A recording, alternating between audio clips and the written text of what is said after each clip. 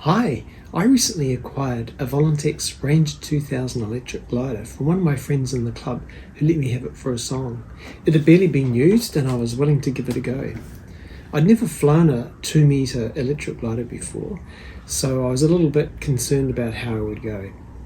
Anyway, I ordered a couple of 2200 mAh 3S batteries for it and a 6-channel receiver that works with my FlySky transmitter, and I decided to buy a gyro to go with that just in case. One of the handy features of the Ranger is the wings clip off, so even though it's got a 2-metre wingspan, I can fit it in my backpack and take it to the airfield on my push bike in the train.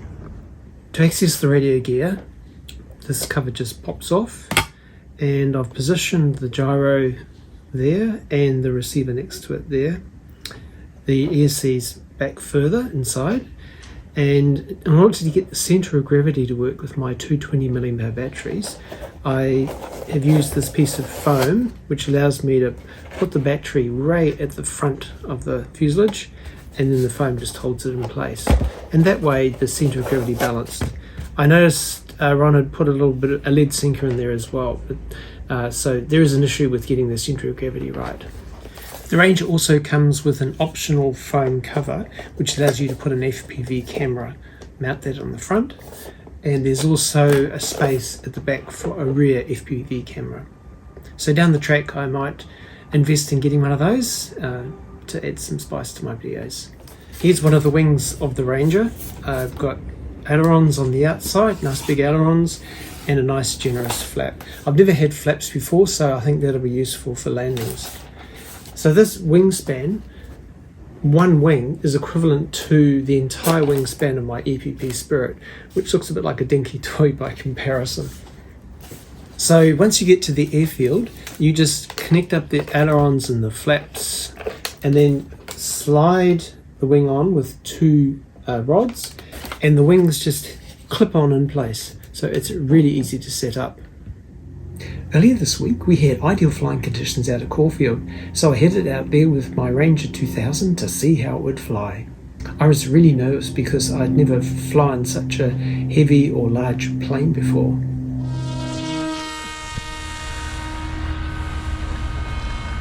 Yeah, look at that. Look how slow it is into the wind. Yeah. It's gliding beautiful. I did.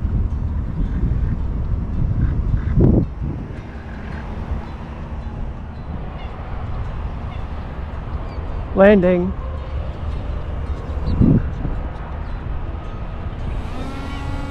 Not landing. Let's try that approach again.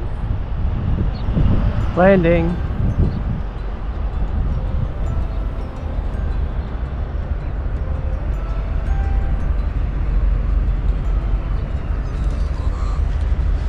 And she's down.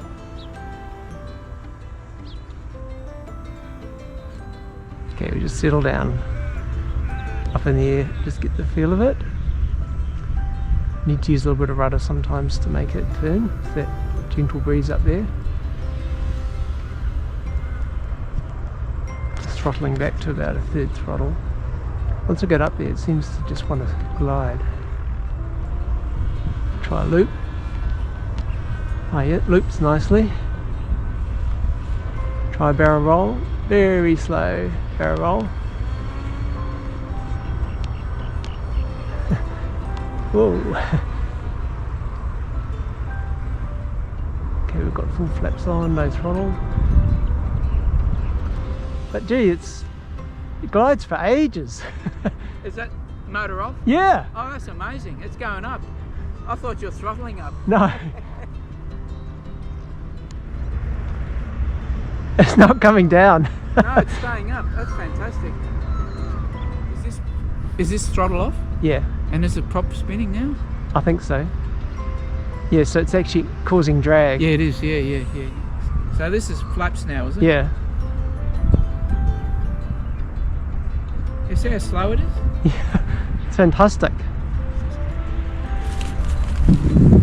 Cool.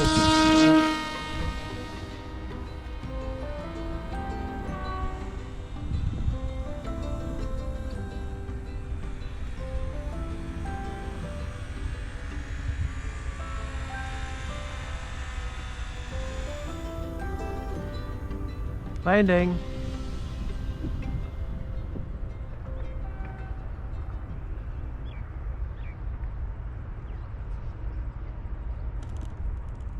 Much to my relief, the Ranger flew really well. I think the larger the plane, the better it flies, although my little F949 does fly really well. In the end, I had 3 flights of about 6 minutes each on one of my two 20 milliamp hour batteries before I ran out of time and had to come home. So that was pretty good. I spent quite a lot of time with the throttle off, gliding and catching thermals in the field. It flew very gracefully. It took off easily, didn't seem to have any bad habits like dropping a wing or anything like that. I did use the gyro, but in the end, in my last flight, I turned it off and it seemed to fly perfectly stably, and I was able to land it without any problems. I really enjoyed having the flaps. I set them up on my transmitter with one of the dials, and I found that it enabled me to do really slow landings and just plop it down on the grass really easily. So overall, I'm really wrapped with my new Ranger, and I look forward to having some fun with it out in the field and hopefully one day taking it to the slopes. What's coming up next? Well, recently I visited New Zealand and I paid a visit to the aeronautical engineer in the family. I picked up all sorts of useful hints and tips from his latest construction techniques. This will be a feature of my next video, where we actually fly 3 of his small aircraft that he's made using his 3D printer and foam building techniques. He also put good use to some printing foam that I bought from the Z-Art shop in Melbourne, and it'll be interesting to see what he did with those. Also, I have some interesting construction projects in the pipeline. I've yet to build my A10 Warthog with my twin EDF motors that I bought recently. Also, one of my viewers, called Alex, provided me a link to a DMFV racer plan, which is a little foam model somewhat similar to my Magnum Reloaded. So I'll be interested to see what that's like to build. So if you'd like to, subscribe to my channel and you'll receive updates on how I get on with my next projects. Bye for now.